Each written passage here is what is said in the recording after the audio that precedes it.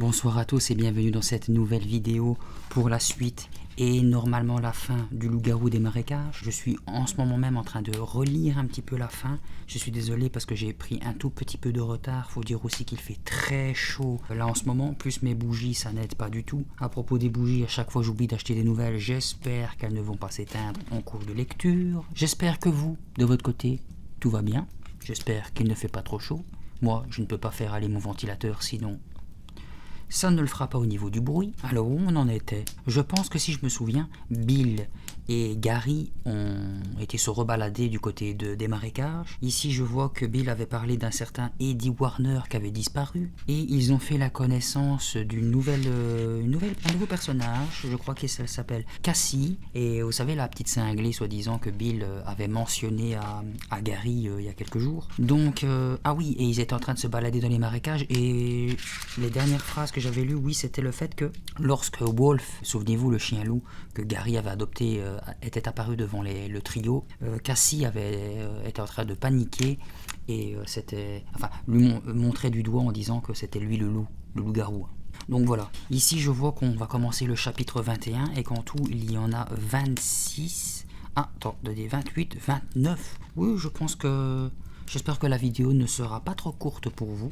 Mais bon, je vais essayer de faire un petit peu plus de suspense pour faire durer le temps. Ah oui, j'ai bien eu ton message LG Crépi, je suis très content que à ton tour, enfin tu aies reçu, mais bon maintenant aujourd'hui ça fait un petit moment que tu l'as, ton livre Chair de Poule, j'espère que tu as aimé la petite dédicace. Nous venons aussi de passer les 300 abonnés, cette chaîne monte très très vite, je suis très content, bienvenue à tous les nouveaux qui viennent d'arriver, j'espère que vous ne serez pas trop dépaysés par rapport à mes premières vidéos, parce que je le rappelle, ma première vidéo c'était juste une simple lecture sans son, sans bruitage, sans rien.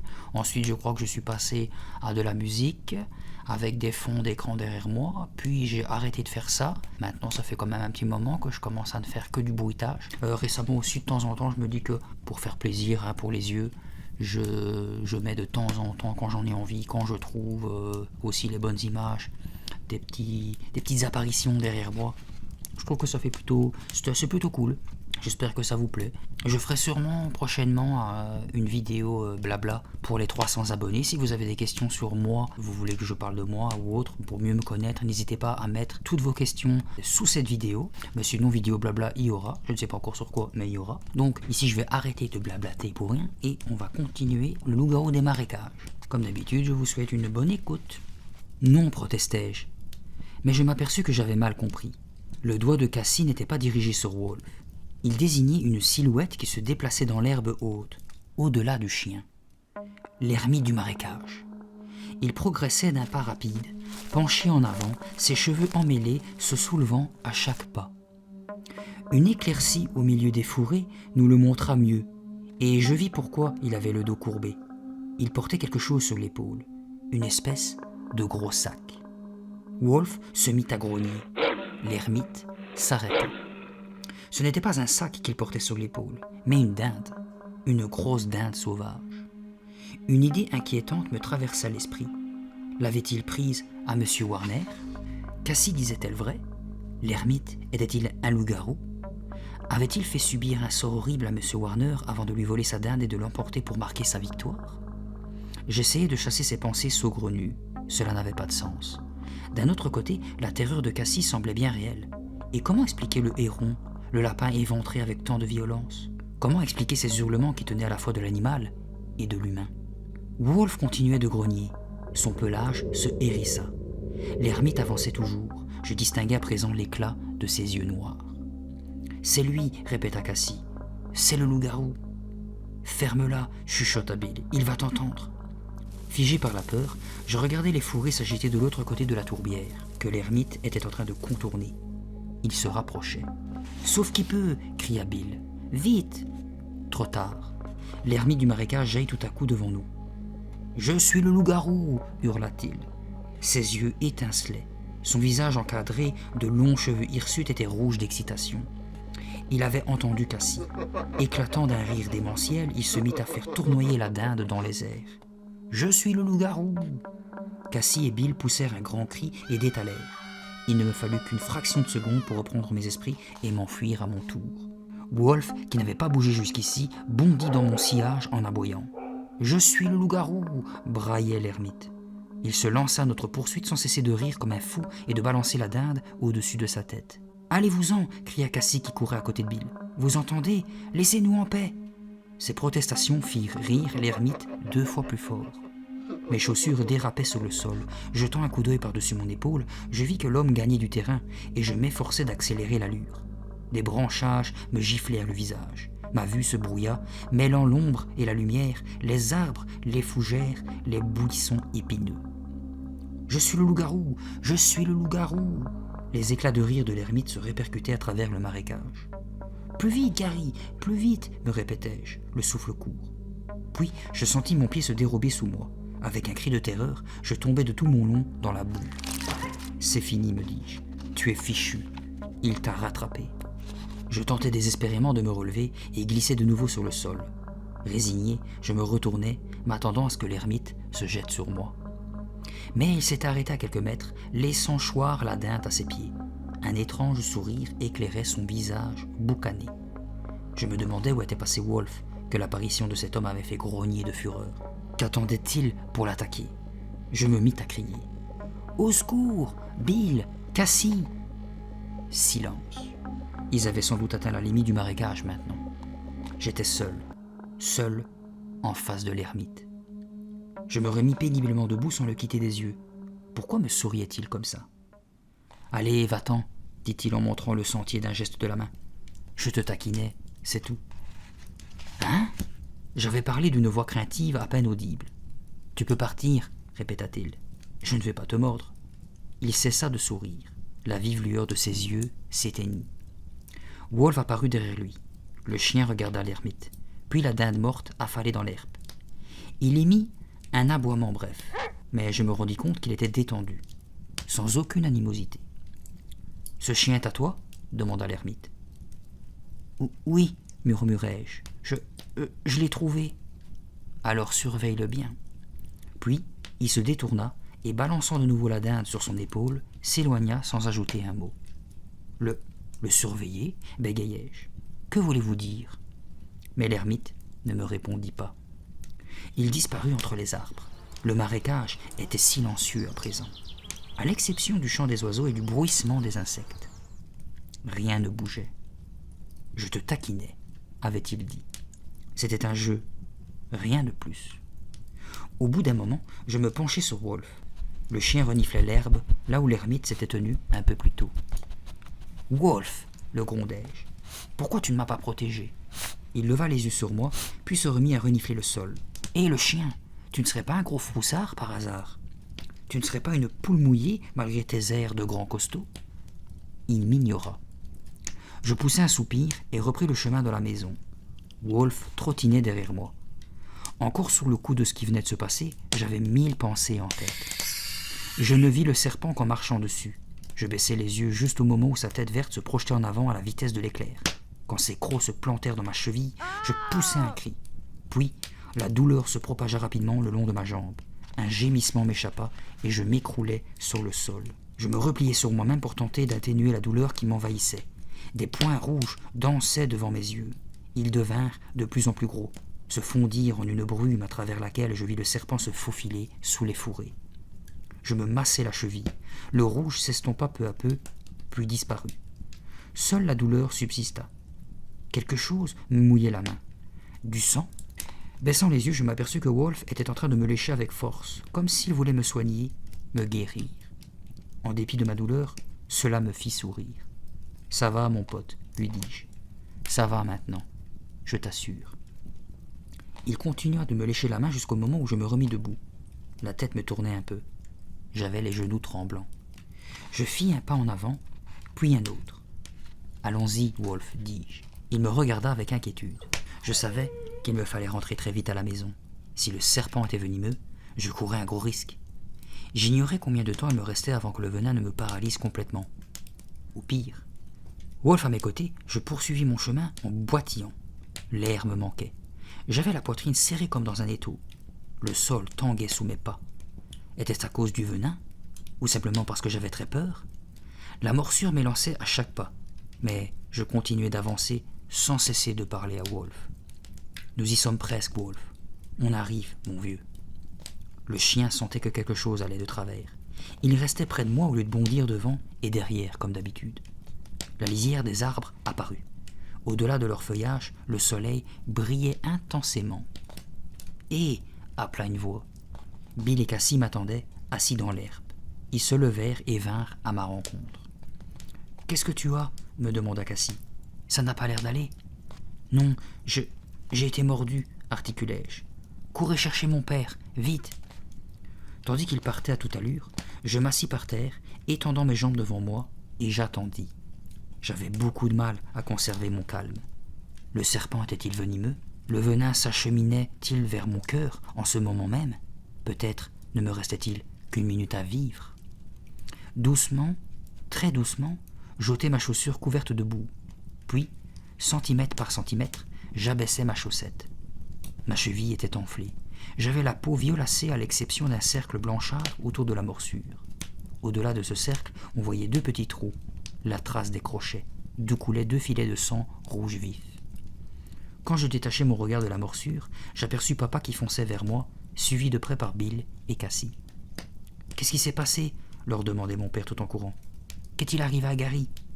J'entendis Cassie lui répondre. « Il a été mordu par un loup-garou. »« Comment te sens-tu » me demanda maman. « Beaucoup mieux. Je crois que j'ai eu plus de peur que de mal en fin de compte.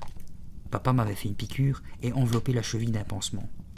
Ces serpents verts ne sont pas venimeux, me répéta-t-il pour la 10e fois. Mais j'ai pris toutes les précautions nécessaires, à tout hasard. Il alla se laver les mains à l'évier de la cuisine. Par la porte ouverte, je voyais Wolf dormir dans l'herbe, affalé sur le flanc. « Qu'est-ce que c'était que cette histoire de loup-garou » reprit maman. « Cassie est obsédée par les loups-garous, dis-je. Elle croit que l'ermite du marécage en est un. Elle m'a pourtant l'air sensée et vraiment charmante. Nous avons bavardé toutes les 2 pendant que ton père te soignait.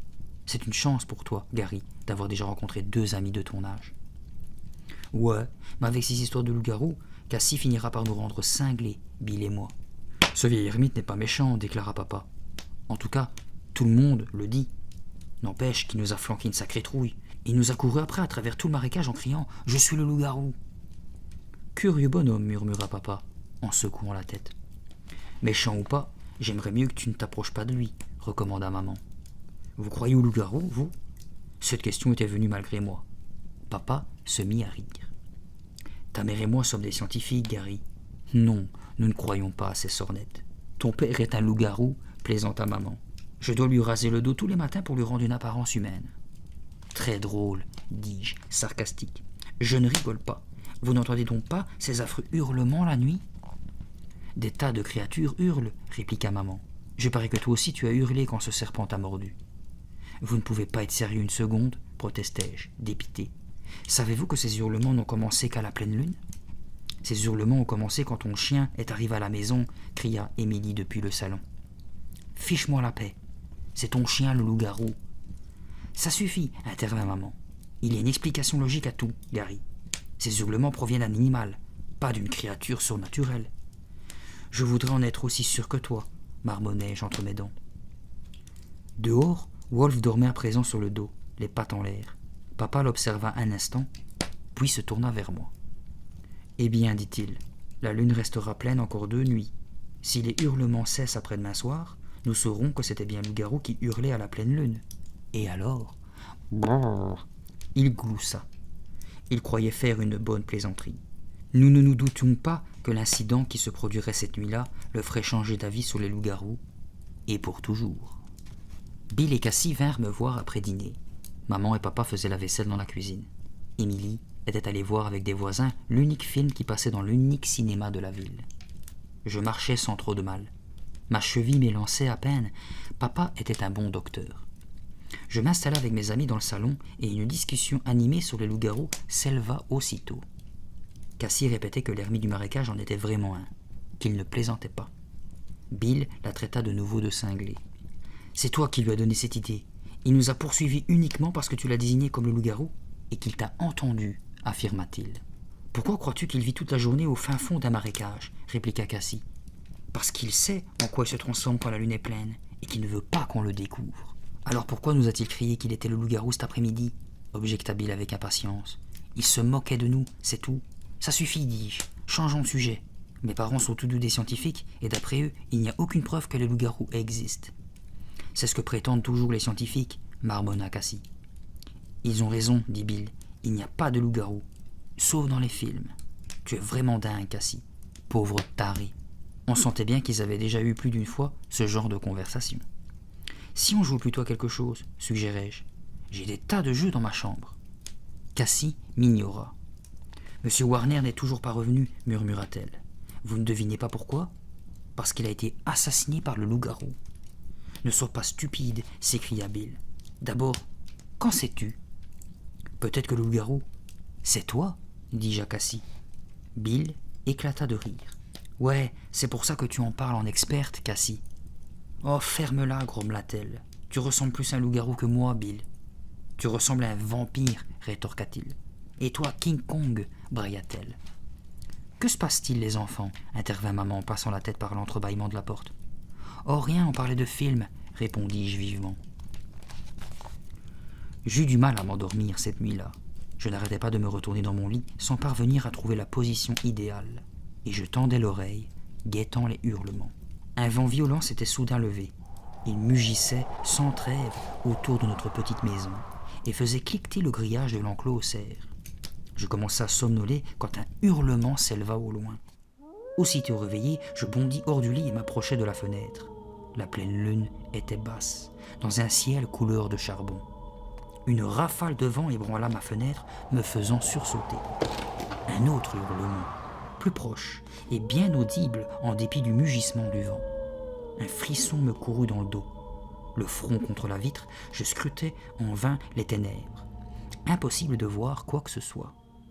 Encore un hurlement, tout près cette fois. Il fallait que je sache ce qui produisait ces cris terrifiants. En tâtonnant dans le noir, j'enfilai mon jean sur mon pyjama et chaussai mes tennis. Comme je sortais de ma chambre, un grand bruit retentit en dehors, me paralysant un instant sur place. J'entendis des coups sourds, puis un gémissement suivi d'une lourde chute. Le cœur battant, je courus le long du couloir. La douleur de ma cheville se réveilla, mais je l'ignorais. Je traversai le salon, la cuisine et ouvris la porte. Une forte rafale de vent me repoussa. Je dus m'accrocher à la porte pour lui résister. Le vent essaie de me retenir, me dis-je. Il veut m'empêcher de résoudre le mystère de ces hurlements terrifiants. Tête baissée, je fonçai sous le porche et fis quelques pas dans le jardin. Les hurlements s'étaient tus. Seul subsistait le sifflement tenace du vent qui me bousculait sans ménagement. Mais comment expliquer ce tumulte qui m'était parvenu un instant plus tôt dans ma chambre? Et pourquoi les hurlements avaient-ils cessé depuis que j'étais dehors? Quelle étrange énigme, pensai-je. Je ne connaîtrai sans doute jamais la vérité. Résigné, je fis demi-tour vers la maison et poussai un cri de frayeur en constatant que le loup-garou avait de nouveau frappé. Giflé par le vent, je me dirigeai péniblement vers l'enclos aux cerfs en appelant « Papa! Papa !» Ma voix était à peine plus qu'un murmure. J'avais la gorge sèche, nouée par la peur. J'aurais pourtant bien aimé que papa soit là. J'aurais bien aimé ne pas être seul à découvrir la scène macabre qui m'attendait. Le grillage de l'enclos, en partie arraché, laissait voir un trou béant. Un cerf, éventré, sanguinolent, gisait pitoyablement à terre, couché sur le côté. Les autres cerfs, pressés les uns contre les autres au fond de l'enclos, dardaient sur moi leurs grands yeux remplis de frayeur. Je restai un instant hébété, frissonnant. Puis je me ressaisis et je courus vers la maison en hurlant de toutes mes forces. « Papa, maman! Papa, maman !» Mes cris s'élevaient dans le tourbillon du vent comme les hurlements terrifiants que j'avais entendus quelques instants auparavant. Pieds nus, en pyjama, papa traîna le cerf mort jusqu'au fond du jardin. Puis, tandis que je continuais de l'observer par la fenêtre de la cuisine, il colmata la brèche dans le grillage de l'enclos à l'aide d'un grand morceau de carton. Quand il voulut rentrer à la maison, une forte bourrasque faillit arracher la porte de ses gonds. Elle se referma derrière lui avec un claquement assourdissant. Papa la verrouilla et se laissa tomber sur une chaise, son visage dégouliné de transpiration. Il avait des taches de boue sur son pyjama. Maman lui tendit un verre d'eau fraîche qu'il avala d'un trait. Puis, il me regarda et me dit doucement « J'ai bien peur que ton chien ne soit un tueur, Gary. »« Ce n'était pas Wolf, protestai-je. » Papa ne répondit pas. Il ferma un instant les yeux et poussa un soupir. Maman et Émilie nous observaient en silence.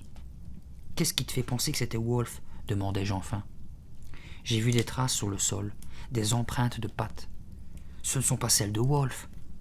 Papa secoua tristement la tête. Je vais être obligé de l'emmener à la fourrière dès demain matin, reprit-il. Mais ils le tueront, m'écriai-je. Ce chien est dangereux, Gary. Je sais ce que tu ressens, je t'assure, mais il est dangereux. Ce n'était pas Wolf, papa. J'ai entendu les hurlements, des hurlements de loup. Gary, je t'en prie, dit-il d'un ton las. Les mots jaillirent alors de moi. Je ne me contrôlais plus. C'était un loup-garou, papa. Il y a un loup-garou dans le marécage. Cassie a raison. Ce n'est pas un chien qui a tué ton cerf. Ce n'est pas un loup non plus. C'est un loup-garou. Gary, ça suffit, s'impatienta papa. Mais je ne pouvais pas me taire. J'en suis sûr, papa, criai-je d'une voix de fausset qui ne me ressemblait pas. Les hurlements ont commencé avec la pleine lune, pas vrai? C'est un loup-garou. Et ce loup-garou, c'est l'ermite, le type à moitié fou qui se cache dans sa cabane au milieu des marais. Il nous l'a dit lui-même. C'est lui qui a fait ça, papa. Ce n'est pas Wolf, c'est l'ermite qui a tué le cerf. Je l'ai entendu hurler au dehors et...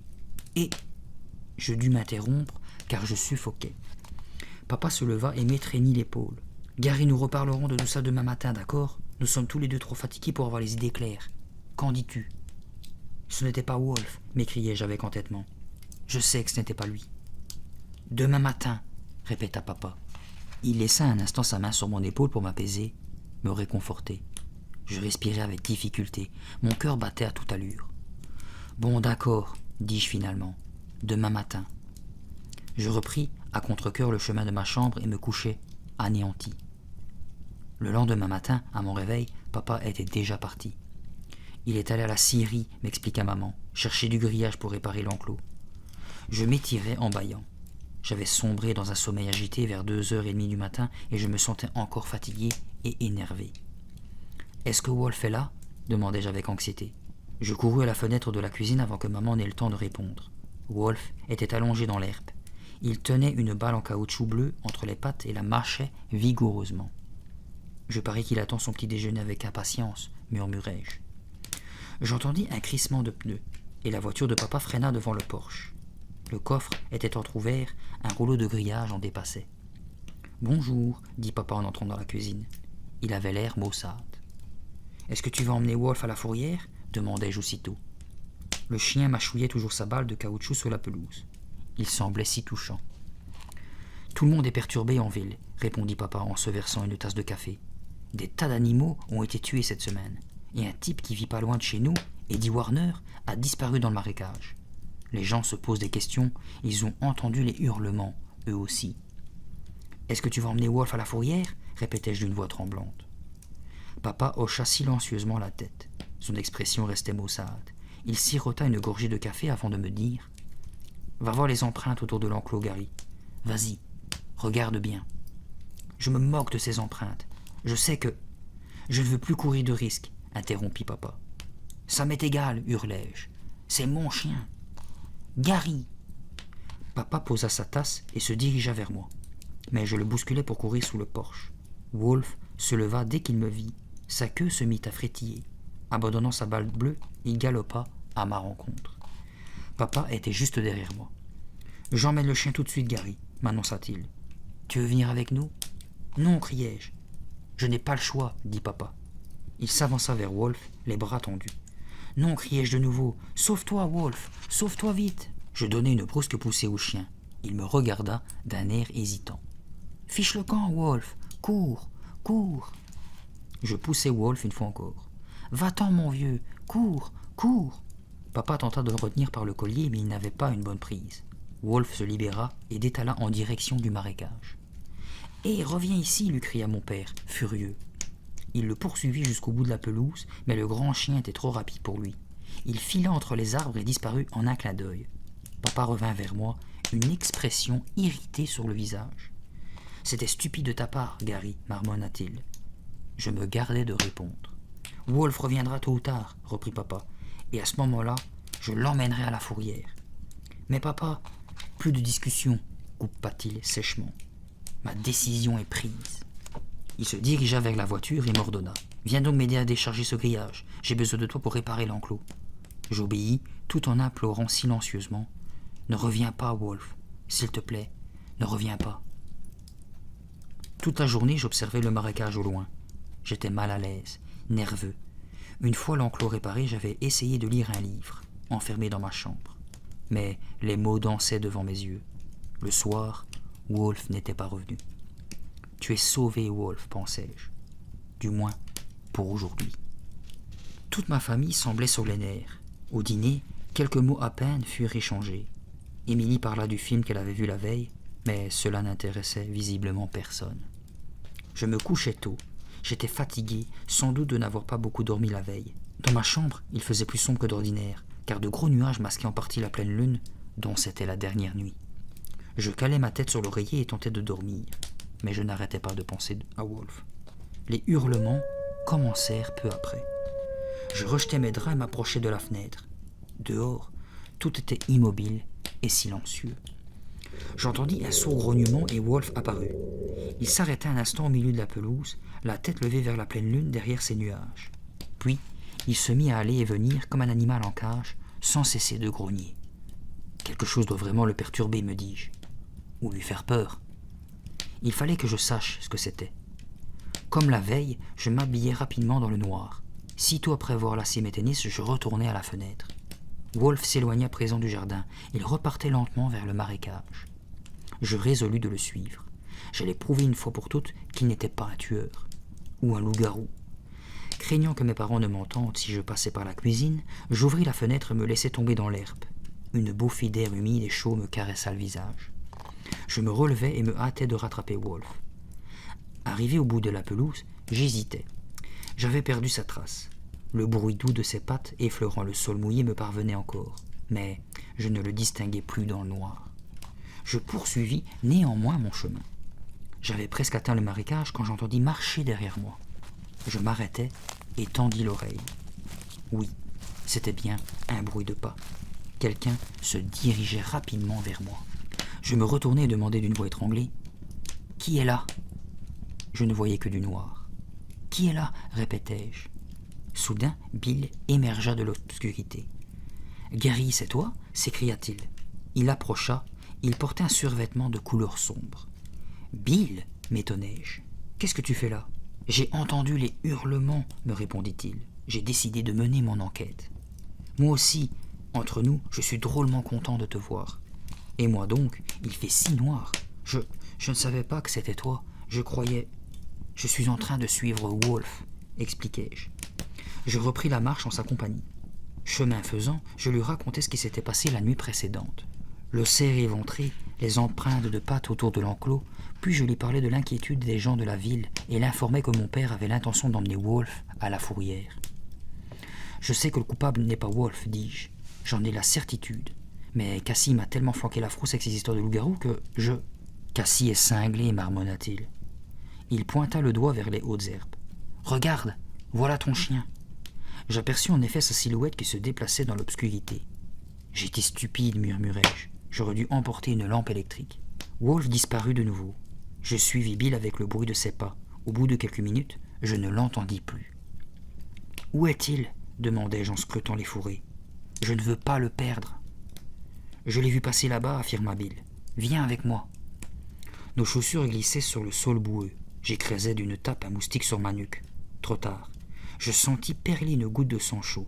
Une vive démangeaison me brûla la peau. Nous avions à présent dépassé la tourbière pour nous enfoncer au cœur du marécage.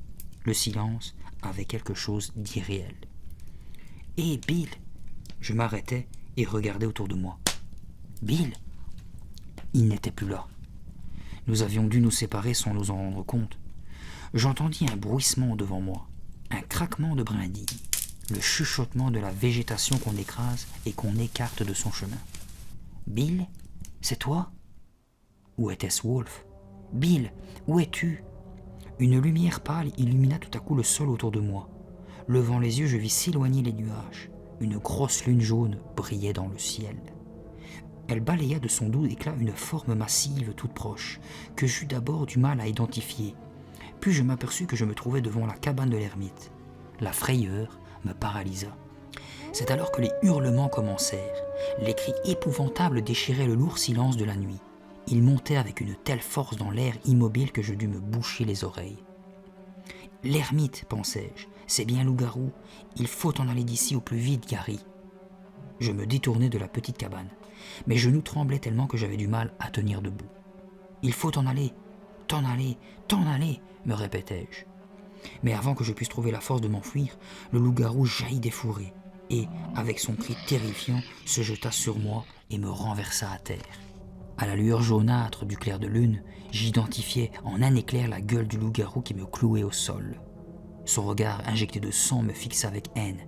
Un pelage épais recouvrait sa face humaine. Ses mâchoires largement ouvertes révélaient 2 rangées de crocs étincelants. « Lâche-moi » hurlai-je. « Bill, lâche-moi » Car c'était Bill. C'est Bill qui était le loup-garou. Même à travers ses poils drus, je reconnaissais ses traits, ses petits yeux noirs et son cou robuste. Je me débattais pour me dégager, le repousser, mais il était trop puissant. Je ne pouvais pas bouger. « Bill, lâche-moi » Il leva la gueule vers la lune et poussa un cri effroyable. Puis, grognant de rage, il planta ses crocs dans mon épaule. La douleur m'aveugla. Je me défendis comme un diable, donnant des coups de poing, des coups de pied. Il était bien plus fort que moi. Trop fort. Je me sentis plongé dans un trou profond, me noyant dans des ténèbres infinies. Un grondement menaçant me fit reprendre mes esprits. Stupéfait, je vis Wolf se jeter sur Bill. Avec un cri rageur, Bill me relâcha pour tenter de repousser le chien. Ils roulèrent à terre, se mordant et se griffant sans merci dans un concert de rugissements furieux. « Bill, c'était donc toi » murmurai-je en me relevant. « C'était toi depuis le début. » Le sol tanguait sous mes pieds. Je dus me retenir à un tronc d'arbre tandis que les 2 créatures continuaient de s'affronter avec une violence inouïe. Soudain, un cri suraigu, assourdissant, me fit tressaillir. Je n'eus que le temps de voir Bill détaler à 4 pattes. Il fouillait sans demander son reste. Wolf le suivait de près, sans cesser de lui bondir dessus et de planter ses crocs dans son pelage ensanglanté. Puis j'entendis Bill pousser un autre hurlement où se mêlaient la douleur et la défaite. Tandis que le son se perdait au loin, je m'effondrai à nouveau sur le sol et tout devint noir. « Tu as un peu de fièvre, » dit maman. « Mais ce n'est pas bien grave. La fièvre des marais, murmurai-je faiblement. » J'essayais de me concentrer sur son visage flou qui se penchait sur moi dans une lumière douce. Il me fallut un moment pour me rendre compte que j'étais couché dans mon lit. Comment suis-je arrivé ici ? L'ermite t'a trouvé évanoui dans le marécage, expliqua maman. Il t'a ramené à la maison. Hein ? Je me redressai et ressentis aussitôt une vive douleur à l'épaule. Je constatai avec étonnement que j'avais un pansement autour. Puis, la mémoire me revint. Le loup-garou ! Bill, il m'a mordu » balbutiai-je. Le visage de papa apparut à côté de celui de maman. « Que dis-tu, Gary ? Qu'est-ce que tu marmonnes à propos de loup-garou » Je leur racontais toute l'histoire. Ils m'écoutèrent sans un mot, échangeant des regards inquiets au fur et à mesure que je parlais. « Bill est un loup-garou, » conclus-je. « Je l'ai vu se métamorphoser sous la pleine lune.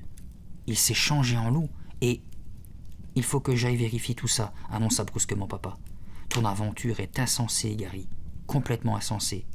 C'est peut-être la fièvre, je ne sais pas. Mais je vais tout de suite chez ton ami pour en avoir le cœur net. »« Papa, fais attention, lui criai-je. Je t'en prie, sois prudent. » Papa revint quelques minutes plus tard, l'air perplexe. J'étais assis dans le salon, un grand saladier de pop-corn sur les genoux. Je me sentais beaucoup mieux. « Il n'y avait personne, » annonça-t-il en se grattant la tête. « Quoi ? Comment ça ?» interrogea maman. « La maison est vide, déserte. On croirait même qu'elle est inhabitée depuis des mois. »« Oh là là, Gary, tu as de drôles de fréquentations !» s'exclama Émilie sur un ton ironique. « Je n'y comprends rien, » reprit papa en secouant la tête. Je ne comprenais pas non plus, mais je m'en moquais. Bill n'était plus là. Le loup-garou était parti pour de bon. Il y avait peu de chance pour qu'il revienne traîner dans les parages. « Alors je peux garder Wolf ?» demandai-je à papa. « Wolf m'a sauvé la vie. Je peux le garder ?» Il me regarda pensivement, mais ne répondit pas. L'ermite du marécage a vu Wolf poursuivre une espèce d'animal qui s'est attaqué à Gary, intervint maman. Probablement un écureuil, se moqua Émilie. « Émilie, fiche-moi la paix, tu veux ?» grognai-je. « Wolf m'a vraiment sauvé la vie. Je lui dois une fière chandelle. »« Bon, je suppose que tu peux le garder, » dit enfin papa. « Ouais, génial !» Je le remerciai et courus très vite annoncer la bonne nouvelle à Wolf, au fond du jardin. Tout cela s'est passé il y a 1 mois environ. Depuis, nous avons vécu, Wolf et moi, des moments merveilleux à explorer le marécage de la fièvre. J'en connais désormais les moindres recoins. C'est mon 2e foyer. Parfois, nous acceptons la compagnie de Cassie. Elle est gentille et amusante. Sauf que de temps en temps, elle guette encore le loup-garou derrière les fourrés. J'aimerais bien qu'elle arrête d'en parler. En ce moment, je suis devant la fenêtre de ma chambre et j'observe au loin la lune bien ronde au-dessus de la cime des arbres. Ce retour de la pleine lune me fait penser à Bill. Bill est parti, certes, mais il a changé ma vie. Je sais que je ne l'oublierai jamais. Je sens ma fourrure de loup envahir mon visage. Ma gueule s'allonge et mes crocs poussent derrière mes babines noires. Oui, quand il m'a mordu, Bill m'a transmis la malédiction dont il était victime. Mais ça m'est égal, ça ne me dérange pas. Parce que depuis que Bill a disparu, le marécage est à moi, tout à moi. À présent, je me glisse dehors par la fenêtre. Wolf m'attend, impatient de participer à quelques explorations nocturnes. Je me laisse tomber sur l'herbe en souplesse, à quatre pattes. Je lève ma tête velue vers la pleine lune et je pousse un long, un joyeux hurlement. Allons-y, Wolf, dépêchons-nous d'atteindre le marécage de la fièvre. On fait la course ? Alors voilà comment se termine le loup-garou des marécages. Et je pense que mes bougies aussi vont bientôt se terminer. Il faut absolument que j'en achète des nouvelles. Alors, qu'est-ce que j'ai pensé du livre ? Eh bien, l'histoire était cool, pas trop effrayant. J'avais un doute sur le fait que c'était peut-être les parents, les loups-garous, et qu'ils avaient amené leur gosse là dans les marécages, qu'ils espéraient peut-être que Lucien en devienne un, tout ça. Je ne m'attendais pas du tout à ce que ce soit Bill, le loup-garou. L'ermite, c'était sûr que c'était pas lui. Bon, l'histoire était bien, pas hyper transcendant. Je ne sais pas ce que vous y avez pensé, n'hésitez pas à me le dire dans l'espace des commentaires. Pour une fois aussi que c'est une grande sœur, parce que d'habitude c'est toujours les petits frères, les petites sœurs qui sont chiantes. Là, ça va, c'est une grande sœur qui était un petit peu casse-pied parce qu'elle disait que c'était Wolf, toujours le loup-garou, tout ça. Mais bon, dans l'ensemble, c'était une bonne histoire, mais je trouve qu'on a lu des plus effrayantes que celle-là. En tout cas, vous, comme je viens de vous le dire, n'hésitez pas à me dire ce que vous avez pensé du livre. Comme je vous l'ai dit aussi, si vous avez des questions sur moi, ça me ferait plaisir de vous y répondre dans une prochaine vidéo. Si vous êtes toujours éveillé, si vous êtes toujours là, que vous n'avez pas quitté la vidéo, sachez que le prochain tome, le 14e, sera, j'espère que vous le voyez comme d'habitude, je vous l'éclaire avec une bougie, c'est le Pantin Maléfique. Je pense que celui-là, il va être cool. Les pantins, ça fait toujours peur. J'avais dit que les loups-garous, ça faisait peur, mais espérons que les pantins, ça fait flipper. Rappelez-vous, je crois que la deuxième histoire, c'est avec la claque. C'était une histoire de pantin. J'ai bien aimé lire cette histoire-là. Donc voilà, j'espère que vous avez apprécié cette histoire. On se retrouve la prochaine fois. Attendez, non, la prochaine, comme d'habitude, sera le bêtisier du loup-garou des marécages. Ensuite, il y aura la spéciale 300 abonnés où on fera une vidéo connaissance. Et la fois prochaine, on se retrouve pour le Pantin Maléfique. En attendant, je vous dis bonne nuit et à la prochaine. Ciao, ciao.